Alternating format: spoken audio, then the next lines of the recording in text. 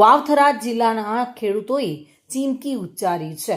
ખેડૂતોએ કહ્યું છે કે પૂરતું ખાતર નહીં મળે તો ભાજપ સરકારને ભારે પડશે. દિયોદરમાં બિયારણ ખાતર લેવા માટે ખેડૂતોની લાંબી કતારો જોવા મળી રહી છે. શિયાળુ વાવેતર માટે તમાકુ, ઘઉં, રાયડોમાં નાખવા માટે જે ખાતરની તાતી જરૂરિયાત છે તે ખાતરની અછત વર્તાઈ રહી છે.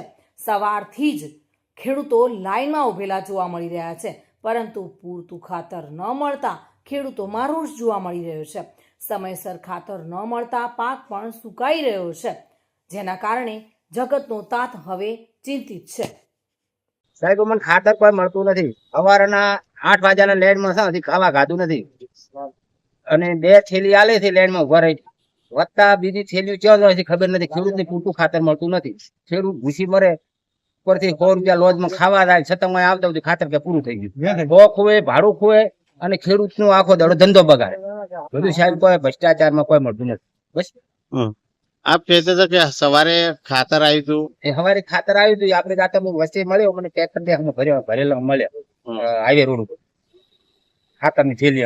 એને ક્યાંથી લાયા ત્યાં ખાતરી નથી, પણ જાતા તો ટ્રેક્ટર મોવા પણ છું ને કે નંબરે લઈ લું ટ્રેક્ટર નું બધું. સરકાર પાસે અમારે ખાતર ની માગ ફૂલ, કોઈ નહીં. એરિયા અમારે પૂરું પાડે બધું આવી. ભવિષ્યના માટે સરકાર, ભાજપ સરકારને આબુ કાઢવું પડશે. ભાજપ સરકારને આવી તકલીફ ઉભા પગે અમને ખેડૂતની રોકે છે, તો એમને વોટ લેવા આવતા બહુ કઠિન તકલીફ પડશે.